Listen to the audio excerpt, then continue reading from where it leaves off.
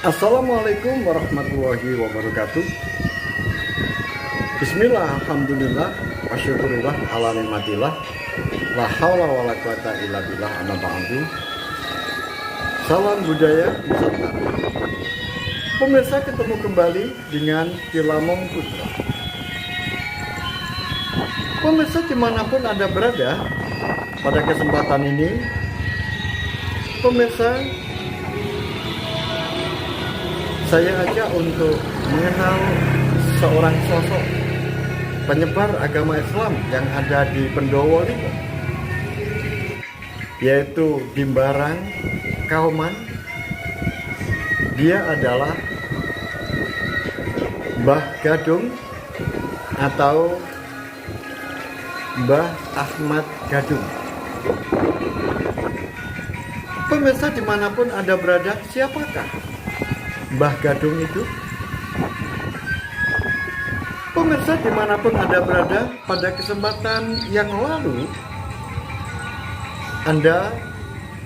saya suguhi sebuah cerita tentang Mbah Boyopati. Mbah Boyopati adalah murid dari Sunan Prapen yang ada di Giri. Sedangkan ketika itu Sunan Prapen baru saja, yaitu mengunjungi muridnya yang ada di Candi Sari atau Balun, yaitu di tempat Mbah Sin Ari atau Mbah Alun yang ada di desa Candi Sari. Kemudian sepulangnya mampir ke dekat, kemudian mau menuju ke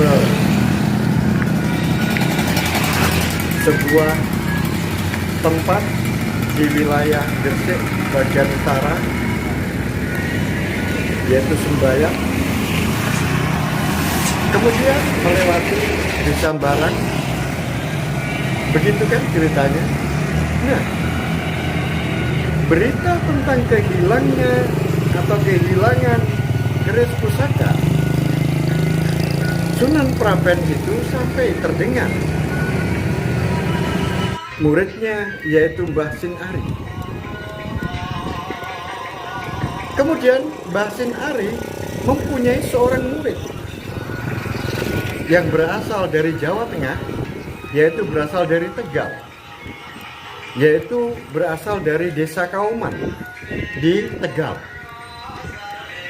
Namanya adalah Ahmad.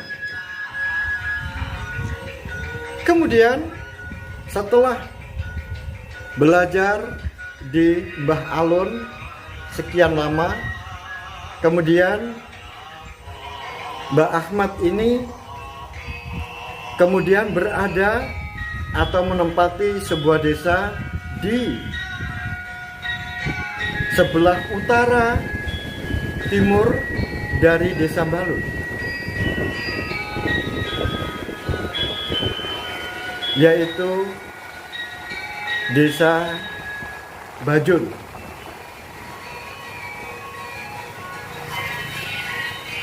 Desa Bajul yang ditempati oleh Mbah Ahmad ini, orang sana melihat kebiasaan dari Mbah Ahmad ini yang selalu memakai baju warna hitam, kemudian selalu memakai sarung warna gadung dan udeng yang berwarna gadung. Karena seringnya dia memakai sarung berwarna gadung dan udeng berwarna gadung, sehingga Mbah Ahmad ini dipanggil oleh orang Bajul, yaitu Mbah Gadung, karena kesukaannya memakai ikat kepala warna gadung dan memakai sarung warna gadung. Pemirsa dimanapun Anda berada, dengan hilangnya pusaka Sunan Prapen itu kemudian memerintahkan kepada muridnya, namanya Mbah Ahmad atau Mbah Gadung ini, untuk pergi ke Barang, kemudian untuk meneliti kira-kira keris pusaka dari Sunan Prapen ini apakah sudah diambil atau sudah dikembalikan ke Giri atau belum.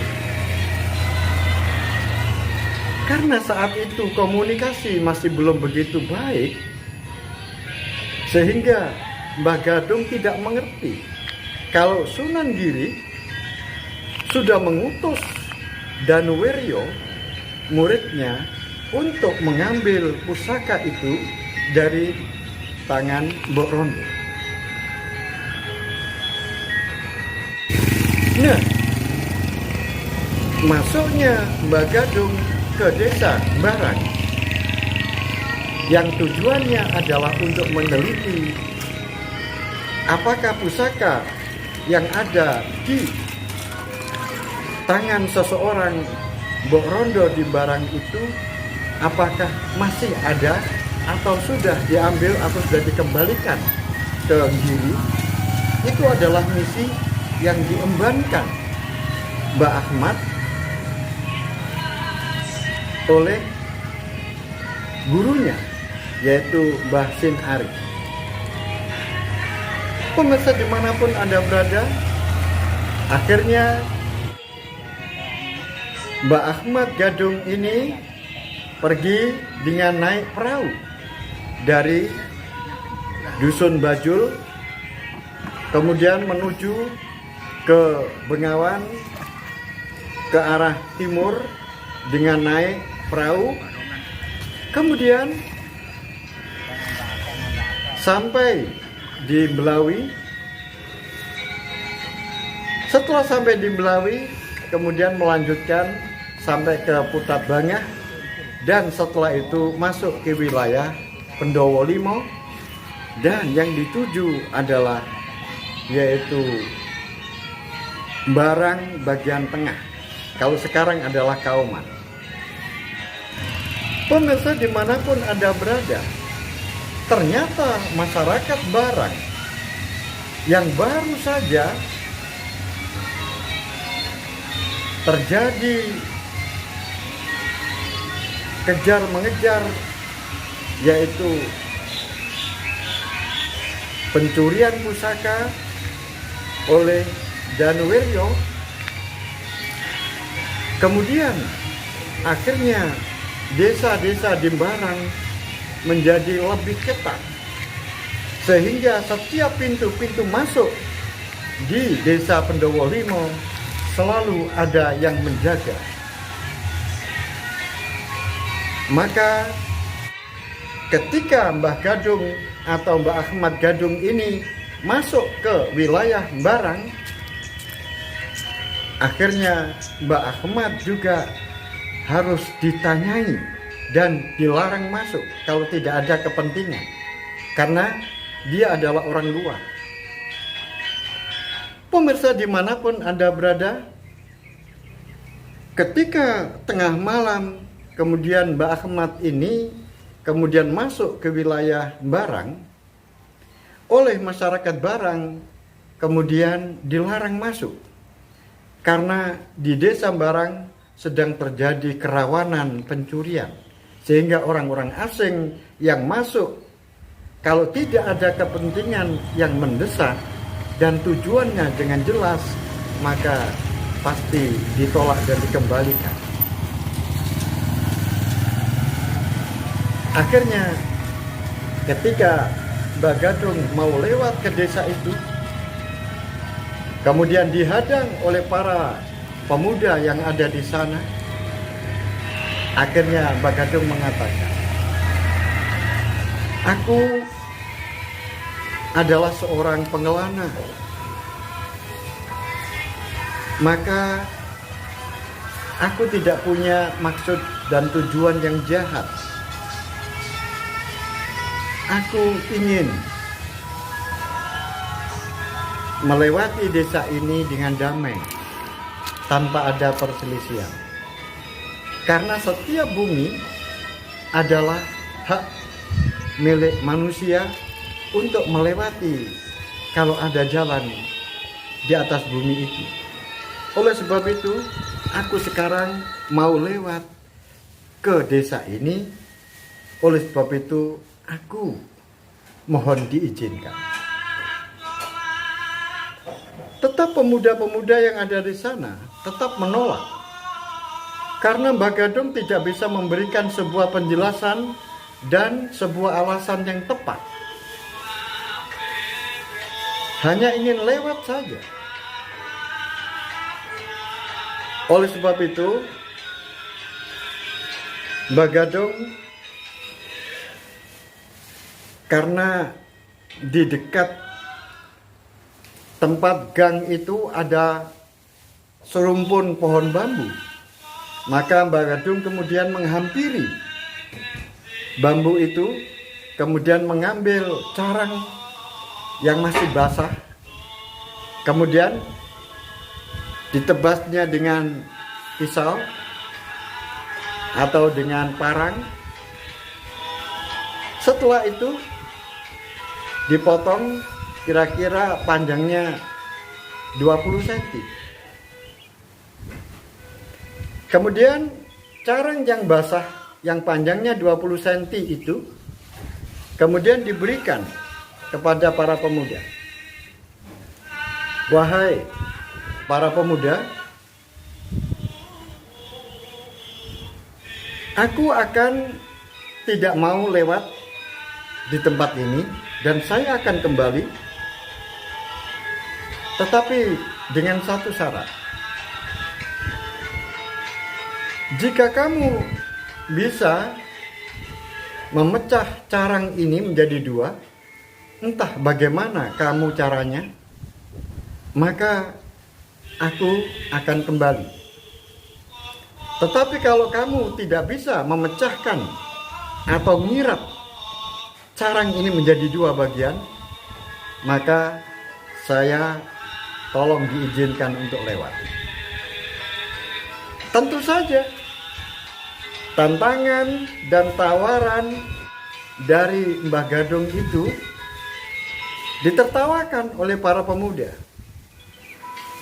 Karena apa? Karena carang yang basah hanya besarnya tidak begitu besar. Kemudian panjangnya juga cuma 20 cm. Kemudian disuruh memecah menjadi dua bagian dengan berbagai macam cara boleh. Maka tentu saja itu merupakan sebuah persyaratan yang sangat mudah. Oleh sebab itu, baiklah kalau begitu. Siapa yang takut? Masa memecah carang begini saja tidak bisa? Oleh sebab itu, mereka satu persatu kemudian mencoba mengerat, memecah ujung dari carang basah itu untuk menjadi dua bagian. Nah, kalau kita tadi berjalan dari dengan menggunakan parang arah selatan menuju ke utara dan menggunakan senjata apa saja, dari tepi Bengawan menuju tidak bisa ke desa, terbelah menjadi maka dua. sampai Mereka nanti pada suatu tempat yaitu untuk mencoba. lapangan.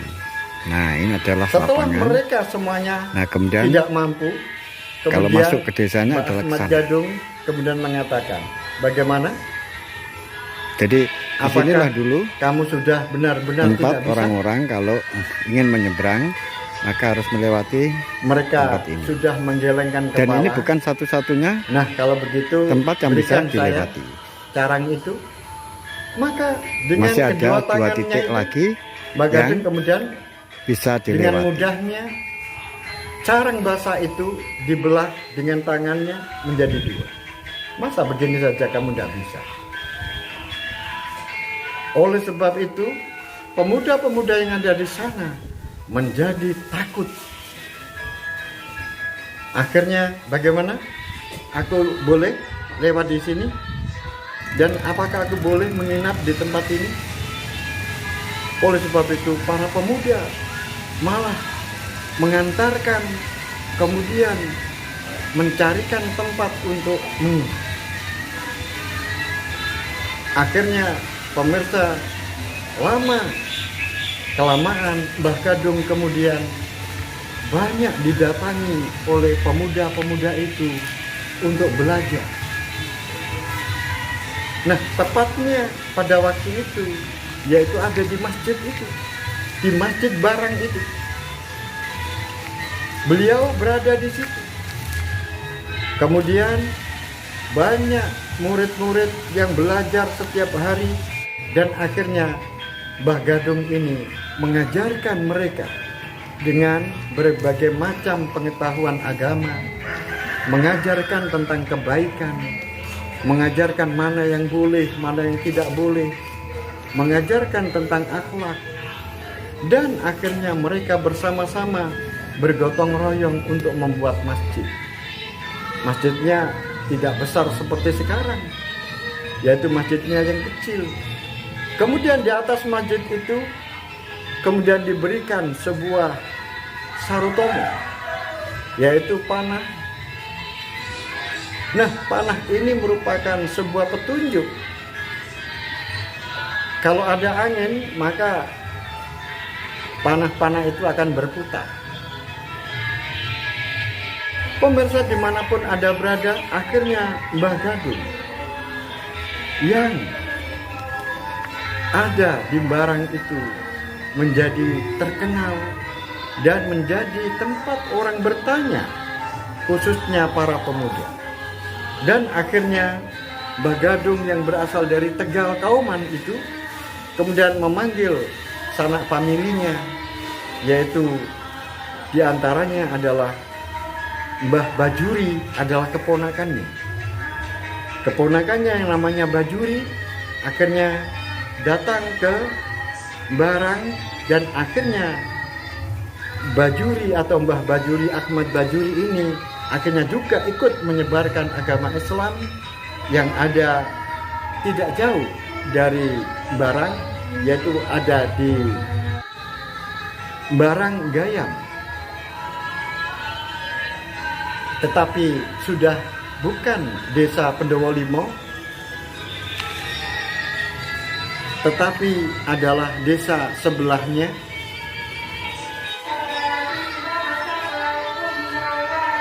Tetapi selalu berdekatan, karena memang antara Barang Kauman atau Barang Tengah dengan Barang Gayam ini hanya dibatasi kali kecil.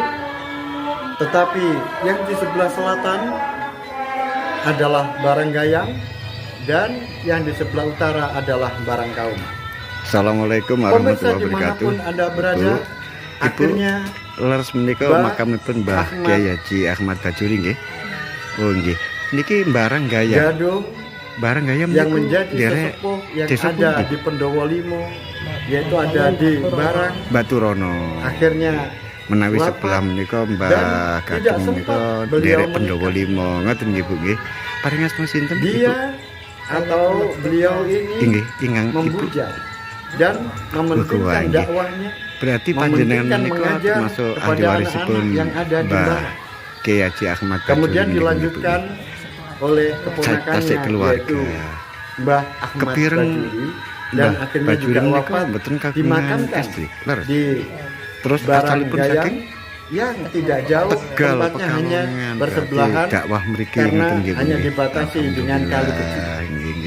Pemirsa dimanapun Anda berada, begitulah cerita izin panjenengan langsung nyelonong yaitu nyapun ingkang kathah Mbah Gadung yang berada dados Mbah Bajuri menika saking Tegal Pekalongan, tepi-tepi saking menika dakwah agami wonten. Sampai di sini Barang jangan lupa Gayam. berikan dukungan pada saya, berikan saya like, subscribe. Haji Ahmad Bajuri menika amal Semoga kita semuanya kesayanganipun dalam keadaan dipun tampi sehat dening Allah Subhanahu wa taala Akhirul kalam, minangka bila amal taufiq wal ingkang hidayah, saleh. Ngoten nggih Bu wali nggih. wal Amin inayah. amin ya rabbal Assalamualaikum alamin. Matur nuwun warahmatullahi Ibu. wabarakatuh.